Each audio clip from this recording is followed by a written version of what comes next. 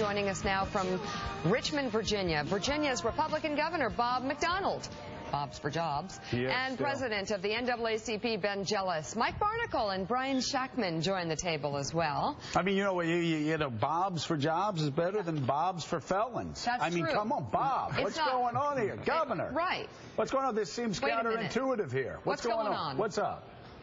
Is this a trick? Well, no. Well, first, the good news is the unemployment rate's down to 5.2%, so we're still for jobs here in Virginia, Joe. For jobs. 5.2. No, but listen, you know, we are a nation of second chances. We believe in redemption and restoration, and our recidivism rate in Virginia is down to 23%. But part of what we've been able to do is have a aggressive prisoner reentry system, but also to get people fully reintegrated into society. And so what I announced yesterday, Joe and Mika, was once somebody has done their probation or parole or incarceration and they paid all their fines and costs and don't have any pending charges, we're going to automatically restore their voting rights and their civil and constitutional rights, get them fully reintegrated in society, be a law-abiding citizen, because that'll decrease the chances they commit new crimes. So I think it's the right thing to do. Why did you decide to take this step? Well, I've been working on this for a couple of years. I've restored more rights than any governor in Virginia history already, improving the system, getting responses in 60 days. We try to get a constitutional amendment passed this session with Republican and Democrat support to automatically restore the rights, and that failed.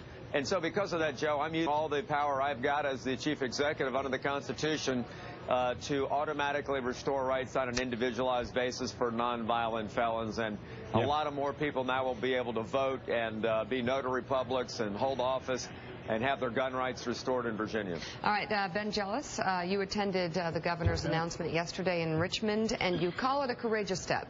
Look, Bob and I have worked on this for about 3 years. You know, it's not important if you agree on all things. It's important if you can find one thing that's really important that you can come together on. And why is this so important? Because this is like 100,000 people who got their rights restored yesterday, minimum. It could go up to 200,000.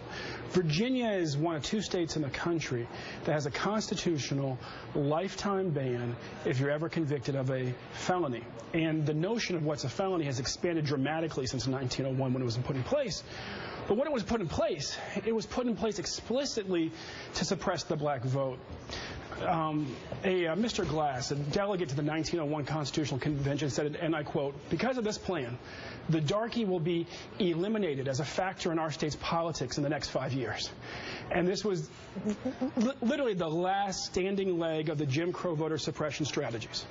This governor came out in January and said, it's time for us to overturn this. They pushed it through the Senate. It got stopped in the House. And so he came out yesterday and said, look, I'll do what I can do.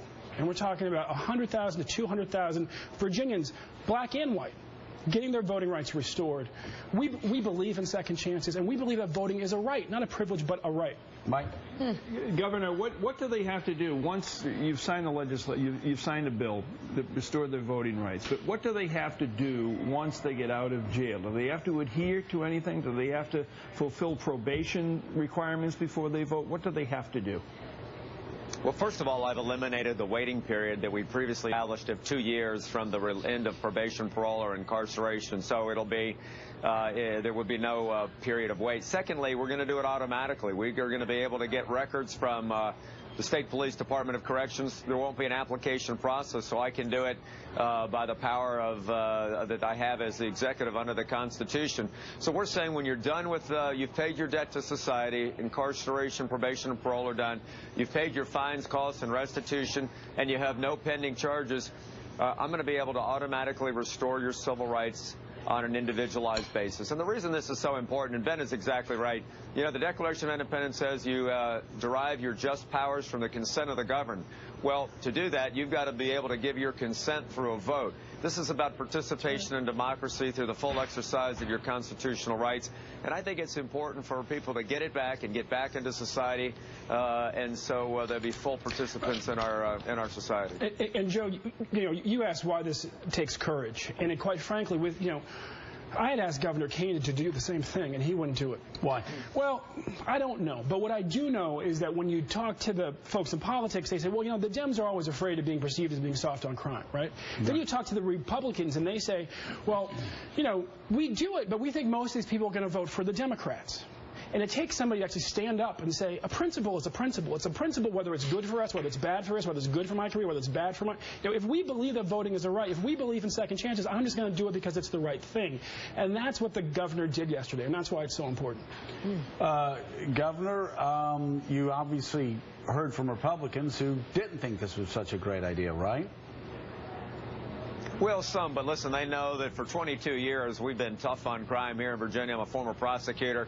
The last couple of years we have dramatically increased penalties for drug dealers, for gang members, internet criminals, sexual predators. I mean, this is a tough place to commit crimes in Virginia. But at the same time, Joe, once your sentence is done, justice then also requires you to be reintegrated into society. And I think our strategy of tough punishment accompanied with prisoner reentry and restoration of rights is one of the reasons Virginia's got one of the lowest crime rates in the nation. I think that's the right balance to have justice here in America. So how's the race going, the Virginia race going right now? Are you there's been a little back and forth, Cuccinelli investigating you, and there's a little poking and jabbing back and forth, some sharp elbows down there, says you're a liberal basically because you signed a transportation bill.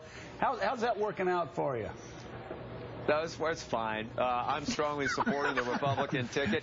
Are you strongly supportive of the gubernatorial candidate?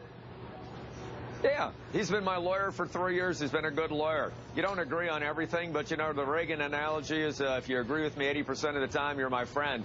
And so, listen, we've done some good things in Virginia on jobs, on schools, on managing the budget. We've had surpluses. We've got roads fixed, our pension system fixed. I think we're going to continue those kinds of government policies. We're going to have a Republican ticket. Ken Cuccinelli will be a good governor. What's it say about our party? Jeb Bush and I a couple years ago were saying, well, gee, back when we ran, we were considered conservative.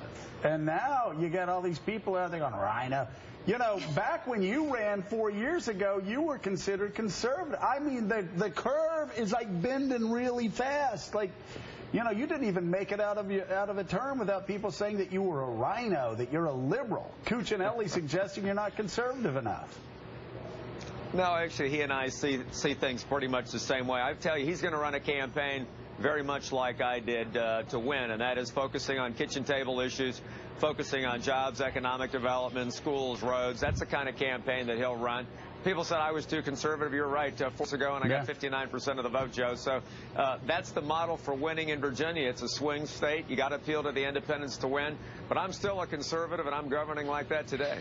5.2%. Bob's for jobs. Good. Governor Bob McDonnell and NAACP President Ben Jealous. Thank you, Ben. Thank you, guys. We appreciate you coming. Yeah.